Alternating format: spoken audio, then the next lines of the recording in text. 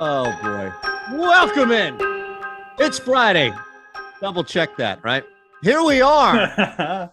Geoff, Eytan, Tyler producing, the three of us in the house, and no house advantage. Most importantly, is where we're going to focus for the next 25 minutes or so and win you some money. So let's just set the scene here. We have a busy 13-game slate to look at. Well, if you count Monday night, technically 12 when you look at Sunday. And then on top of that, we'll remind you that not only can you match your first deposit by just using our promo code Stokastic over at No House Advantage, we have on site at Stokastic all of the information, rankings, data, everything like that, and the optimal lineup where you can just plug and play. So what's happening, my friend? We got past Thursday night football. So you and Pete were able to, put that in the rear mirror. Now we have Sunday's action. Yeah, pretty interesting result yesterday. The Texans offense rushed a little bit more than we thought they would. But the Eagles kind of went as planned. We thought at least one of their pass receivers go off. Ended up being Goddard, who of course we were lowest on. But you know, Sanders up there, Hurts, decent day. I don't know. I mean, the Texans, like I said, their offense. I mean, one thing we definitely nailed was just getting on Pierce. We knew that the usage was probably going to take him over, and he ended up having a good day too. But yeah, excited for this weekend. I mean, look, full swing of it now. We got injury stuff. We got, matchups. We got big sample size. So I'm feeling good about the props and stuff right now. So yeah, ready to get into it, man. Yeah, man, I think you're right. Where you come off the trade deadline, you've got some injuries. I know that there have been a couple of names that people have been talking about right away to kind of see how they fit. Someone like TJ Hawkinson, right? Like you just start to look at guys and all right, so where it makes sense. So that's really where we begin, right? Where we have, of course, our own projections, which are going to be up there on No House Advantage. Those are free here for you. And these look updated. And I mentioned Hawkinson, and here he is. I mean, my God, that is pretty surprising that he is such a heavy fade, Geoff. Are you surprised at all about that? I mean, Irv Smith is out. I know that you have two really good receivers there, one exceptionally good receiver, but would it make sense that Hawkinson could just slide in there and produce? Yeah, and it could happen. Absolutely. I sense a but. Hawkinson's interesting. He's going from, the Detroit Lions and Jared Goff to obviously the Vikings. It's a more efficient offense. He's not going to get primary coverage or anything with Justin Jefferson hanging out there. He could definitely sneak in 4 or 5 or 6 targets. And if I was going to go over on one, I would go over on the receptions. One thing we haven't seen from Hawkinson this year is, I mean, he does seem to have more like potential than the Lions were giving him. So, maybe he does go over the yards, but I kind of understand the projection. It's hard to just step in and take a big role, but we got a tight end, a team that he's pretty familiar with. Yeah. Like I think that again, if you're looking at this, I don't know what the field is going to do with this necessarily and say, I don't think people are going to be ready to just jump in. They say, wait and see, I think most of the time. So if you're going over on anything, I would go over on the receptions, like Irv Smith out. I do think like Washington too is going to keep this game close. Like I actually really like the Commanders on the spread this week, but that's okay for Hawkinson. I mean, it just means more dropbacks for Cousins late in the game, most likely if that happens. So actually, I think you're onto something though, that with that game, at least you like Washington on the spread. Taylor Heineke, I mean, McLaurin, I think would probably be the easy guy to target in that game, especially liking Washington, right? Yeah, absolutely. I didn't get the T-Max. I got it for you real quick. No, it's okay. Yeah. 64.5 is the receiving yards, 4.5 receptions. Yeah. Take your pick on that one. Yeah. I mean, it's, we're not getting like super low props. We do have them projected as a bit of an under, but we've seen McLaurin do fine with Heineke in the past. And I think that how you attack the Vikings defense is definitely through the air. Like their corners aren't anything great. I mean, this is a matchup with, still Patrick Peterson back there that, like T-Mac should be able to take control of. So again, when you're creating lineups on No House, especially on Sunday, like you're just looking to correlate a couple props from the same game. I think McLaurin going over is completely fine. Maybe take an under on, I don't even know what Washington running backs we have. If we have like Brian Robinson up there, we do actually. I like the under on Robinson this week. That's actually like a potentially great correlation for me. Tougher run defense. You've got Antonio Gibson taking more snaps. So, I mean, right off the bat, like, kind of hitting this game a couple different ways. But I like Robinson's under there. And I think pairing it with the McLaurin over makes a lot of sense. So, yeah. Yeah, I think this game. Now, do you fade? I was going to mention, like, this game, I think, has a lot of good opportunities with Washington. That specifically that maybe people are not paying attention to because it's wide there. But does that correlate into a fade with Cook? He's at 79.5 rushing yards. The defense, I think, is the story clearly with Washington, right? I know Chase Young isn't going to play, but they get a little emotional boost. Yeah, sidelines. That was my thought as well with Washington. That's kind of why I like him on the spread. But yeah, with Cook is interesting. Like the Commanders have allowed less than 300 total yards in 3 of their last 5 games. They've been a little bit more efficient against the pass. So maybe you look to a Jefferson under. I mean, rather than a Cook under, I'd probably like that play a bit more. Jefferson's at a 104.5. It looks like we got him at, which is just insanely big. He can smash that out as well. But I think fading one of these totals makes sense. I think the field will probably be heavier on Jefferson's under just because it's so big. And we have that as a very strong underplay. It's just such a big total. And like I said, the Commanders have been pretty good, but Jefferson is one of those players where he could get, a 45% target share in this game, produce like 50% of their yards and get there. Yeah, interesting play. I don't know. I don't really have a preference here. Like I said, I think just with Jefferson's prop being so big, I think that the prop I actually like fading the most.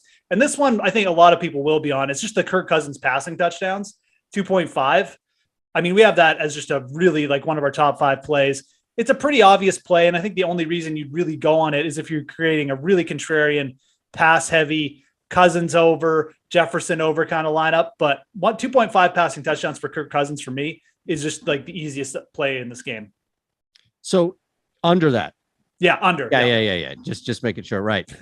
Yeah. I agree. This game's sneaky, man. I think that just looking at it from an individual standpoint, we talked about on the Washington side and that fade there for Cousins. It's also not, I don't think it's going to be a popular one, right? Like if anybody's playing that, I think people are looking at it like, oh, again, it's the public. I think the average person looks at Washington, Taylor Heineke. Yeah, okay, it's just a matter of time. Minnesota, yeah, they're going to crush them. They're going to kill them. And yeah, 3 touchdowns. That's easy. Justin Jefferson alone could get that. Well, not so much. That's all. Yeah, no, the Commanders have been, like I said, they haven't allowed more than 200 yards passing in 4 straight games. Like they've made some changes to their secondary. It's a pretty good defense right now. And we mentioned the Chase Young thing. Like I actually think Kirk Cousins could get kind of just blown out the doors here. I think there's a potential scenario for that where they just really don't let Minnesota score many points at all. I'm not saying that's going to happen. I just think that's a scenario where that with Washington at home here. So interesting spot. I do lean more on the Commanders side, but with that being said, it's more of like a, anti-Minnesota lean than really like being super bullish on any of the overs for Washington. Although I think McLaurin is well worth looking at against the secondary. So for an over. Yeah, I agree. So let's move on, bounce around where we can. See if there was anything else. Michael Carter. Sorry, go ahead. No, I mean, if you want a game to go to, let's do it. Yeah. I mean, I like looking at Atlanta Chargers here. I mean, I really think you've got 2 offenses set to potentially dominate against 2 defenses that are just like really weak in certain areas. The only news we're waiting on is the Cordero Patterson news. He has not. They're going to make a decision on him on Saturday. We do have a Tyler Algier prop up. It's at 49.5. And like, if Cordero Patterson sits, I mean, this one I would put near the top of my lineup. Chargers last in rush yards against. Algier he's just a good inside runner. And he took 60% of the snaps. He's dominating the red zone touches. Like Caleb Huntley will get worked in, but Algier should get there on 12 carries. I mean, he may be 10 carries against this defense. I mean, and Atlanta's going to run the ball because they run the ball when they're ahead behind everything. And that's not hyperbole at all. That's actually what they do. So Algier at 49.5, absolute smash, that one to the over. And, on the other side, I think that you can get like contrarian here and take some really low owned props on the Chargers. I mean, Justin Herbert has a like passing touchdown prop 2.5. He's got the passing yards at 290.5. I think most people are going to look at this and just go, yeah, that's a lot. The Chargers don't have Keenan Allen, Mike Williams. Everybody passes on the Falcons. AJ Terrell's out again. I would go over on the yards rather than the touchdowns because touchdowns are so variable. But 290, I expect Herbert to throw for 300 yards. I think 3 of the last 4 guys against the Falcons have done that, including PJ Walker. So give me the over on Herbert to pair with Algier for a nice little kind of game stack here. Yeah, I think one thing that jumped out is how easy it is to run on the Chargers, yet they're like 7th in rush attempts, opponent rush attempts, because I think people get caught up in the Justin Herbert, oh man, coaches need to throw just to kind of compensate, right? It's a shootout before it even begins.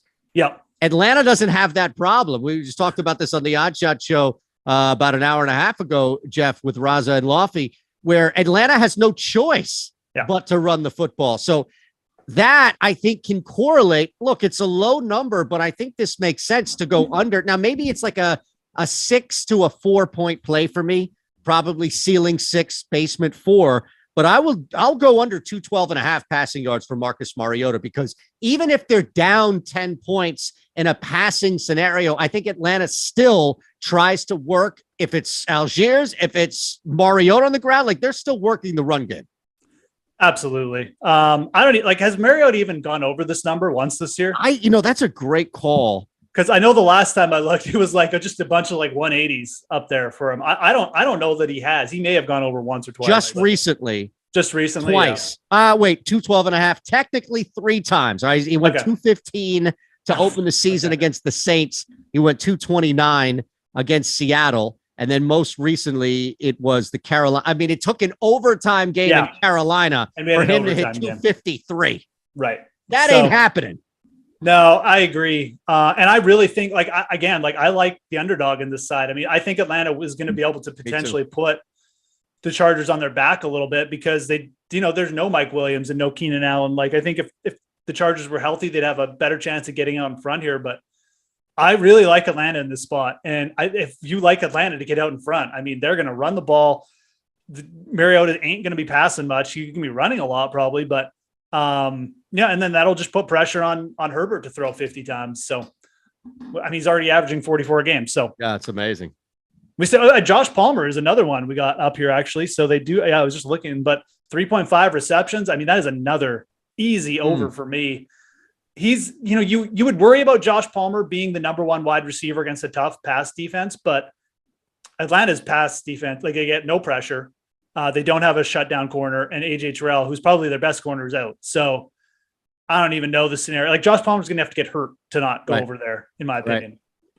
No, you're right. That's, I think, the best way to put that is there's going to have to be some sort of self limit. Again, if it's injury, what have you, or just be terrible and drop 5 passes, which can happen. I mean, he's not, again, he's a wide receiver 3 for a reason, right? Right. So I want to move over. It was looked at as probably a reality the last couple of days, but now it's official as we're doing the show here that Jonathan Taylor is out. You only have 3 options in this Colts game. You've got Pittman, Ellinger, and Paris Campbell. So you don't even have a rush option by any means. And on the other side, you've got, Stevenson, Henry, Jacoby Myers, and the quarterback there at Max. So what do you think? Is this a stay away, or do you think you can just fade the hell out of the Colts here? Or do you think that they're going to be down so much that maybe, I don't know. I mean, a half an interception for Ellinger may just be a decent play. Yeah, I don't hate it. The Colts are one of those teams. I haven't thought too much about them this week because it's so much variable with Ellinger, and then on the road against the Patriots, who are a little bit of Jekyll and Hyde themselves, right? They show up, their defense looks good, and then they get run on the next week. But now there's no Taylor to worry about. Deion Jackson has looked okay in spots. I think you do fade them. I mean, if you're doing anything here, Michael Pittman still is a 5.5 reception prop. The Ellinger props, the passing touchdowns. I mean, asking Sam Ellinger to throw for 2 passing touchdowns in a game feels like a lot right now. The yardage, we have that projected as an over, which is interesting. But that's just one I would just stay away from. Again, like you've got a rushing QB on the road. I think if anything, like if Indy gets out in front of this game at all, they're going to really limit his dropbacks, like in terms of like actual passes. You might see a few more designed runs, but I think that under, I think it's weird. I'm going really against the projections here, but I actually think the under is a very good play on the passing yards. I'm surprised that we have him projected for 216. Yep. But it is what it is. I mean, like that, you can certainly, I don't do this very often where I say, I want to go against the projections, but this is probably one that I want to, and it's just my feel that one just seems a little off. And he's not a guy we have a large sample on either. So I think this is a game where you can kind of go either way. That's why it's not like a big one for me to target, but I do like that Pittman under. Like I said, I would be okay pairing it with some kind of Ellinger under as well. So I wanted to bring up one more thing here, and we can take it wherever you want to go following, but we expect north of 20-mile-per-hour winds in Chicago.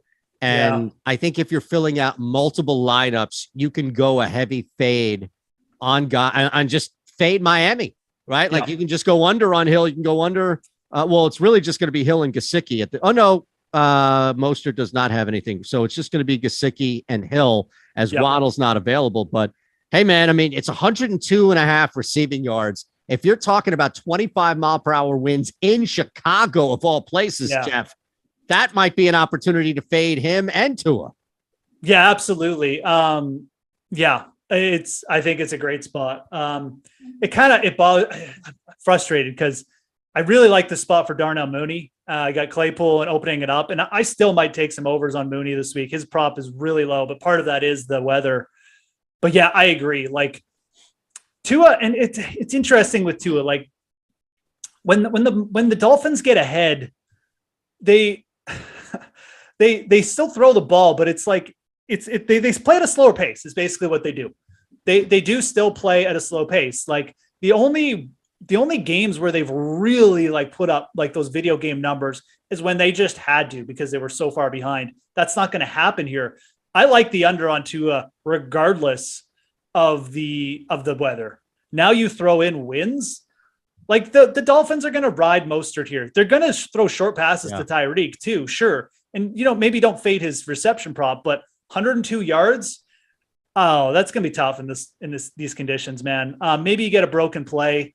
But yeah, the Tua under feels great. Let's just put it that way. Yeah, that's a high one. That's one you should be thinking about, like at the top of your lineup. To me, look, I think. All right, so where I get a little, I'm not going to touch Gesicki, and I was looking at like an auto fade, but then I look at the numbers: 30.5 receiving yards, 2.5 receptions. It's just not worth it.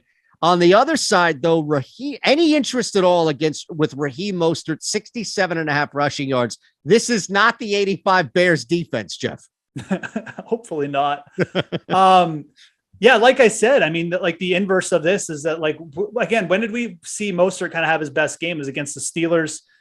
Edmonds isn't there anymore.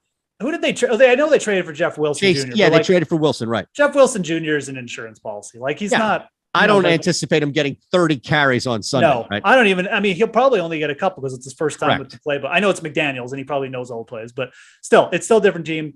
I think it's a good spot. Again, you really want to just. I think that whenever we get like weather events like this that we know are going to just change the outcome of a game, I would like really hammer this. Take your Tua under. Take your Mostert over. You want to focus in, and this is something else. Like, if you can really have a good read on one game, like it's just making it easier on yourself. You're having one event. You're only having to predict events from one game. And if it goes how it's planned, you've cashed in on like 3 or 4 props. So if this game with the high winds goes exactly how we think it should be, Miami gets ahead, just like they did against the Steelers. Mostert has a good game because going up against a weak defense and they don't pass the ball much and they can't pass it downfield anyways. You get the under on Tua, you get the over on Mostert, and maybe even get the under on Tyreek Hill as like a bonus too, and throw that in. So, this is a good game to really I feel good about at least a couple props. All right. So where else you want to look here? Early slate, maybe something in the later slate as well as we kind of wind down here. We didn't really look if there is a game, maybe in that afternoon slate as well, Seattle, Arizona, and the Rams and Bucks are the only two. So it's not like we overlooked, 7 games by any means. Yeah. Whoops. Where's my guy here? Oh, do we not have we don't have the late game props up, I don't think. For like the afternoon or the Sunday night. Do we have a Tyler Lockett prop up? Oh, yeah. So Lockett is up there. He's probably 64.5 and 4.5 grabs. Okay, that's who I was looking for. I mean, I like Lockett in this game. He's beat up on Arizona in the past. I think that the Cardinals too, just being on the road here, they're going to make, Geno Smith work a little bit more. But I know everyone's probably looking at this game too. And they played like 19-9 game before, but that was with no Hopkins in. Arizona the last 2 weeks have been, they haven't been as good as they were at the start of last year, but their offense is moving more and they're playing more high scoring games like they were last year. And I like the overs in this game. I really like the over on Lockett. I think that's just too low a prop. He could have had 100 yards and 2 touchdowns last week, and his props would have been like 75 yards, but he dropped like a 30-yard touchdown pass, which he never does. I think Lockett's an easy over target there. And then again, I don't have Geno Smith's prop in front of me, but I'd probably be interested in something going over on 253 and a half, 1.5 passing touchdowns, which I'm actually intrigued. And then the half of interception. Sorry. Yeah, no, I mean, I just think Geno Smith is so strange to say, man, but like, it just looks really good. Like it's just Pete insane. Carroll. You want to buy my 66-1 Pete Carroll Coach of the Year ticket, Geoff? I do actually. Not for sale. And look, I mean, you can still get in on Geno Smith comeback play. I think his odds have dropped. That's like not bad. That's but anyways, I do like the over on the passing totals for Seattle here. I think that Geno will be throwing the ball a little bit more. I think Arizona's offense will keep things very interesting in this game. I think Lockett and Geno will have a big day because this secondary it just doesn't quite have they're gritty, but they don't have the manpower really to shut down Lockett or Geno. So yeah, I look at this game as higher scoring, and it's a good one to target some overs on. All right, awesome, man. Anything else on the way out here? Just fade Brady. You probably could get away with fading here is Leonard Fournette at 52.5 rushing yards. I mean, do they even know what a run play looks like? I mean, both these offenses are just terrible. I get it, but at least the Rams have played against better teams. Maybe I don't know. Yeah, that game is again. It's just going to be with the way those two teams were last year and how different they are this year. Yeah, I'd be dialing up the interception props for the quarterbacks. Probably might be the best thing to do. I don't know. Just fade the entire game. I don't mind that at all, brother. All right. Anything you want to hit on the way out, or are we fully prepared here to make some money this weekend on No House Advantage? Nah, I think we're good. I mean, the only other guy I maybe was going to mention is Amon-Ra St. Brown and that Green Bay Packers game. I think that Detroit's going to be well behind in this game. Going over on his reception prop. He had 10 targets again last week. He put up 8 receptions and like 110 yards against the Packers last year in the last game of the year. I think that again, just, the way they use him around the field and with the Packers scheme, it's just a very good setup for an over on St. Brown again this week. Awesome, brother. Appreciate it as always at the Fantasy Grind at Shander Show. For me, thanks to Tyler producing. I haven't even checked the latest here on the leaderboard, so I don't want to jinx anybody here. But if Patrick Rogers happens to win this thing, then you may not see me for a couple of weeks. So maybe on an island somewhere. All right. Fair He's enough. not going to win it. Don't worry. You don't have to worry about that. All right. We'll see you all. Thanks again. Don't go anywhere. NHA NBA right now.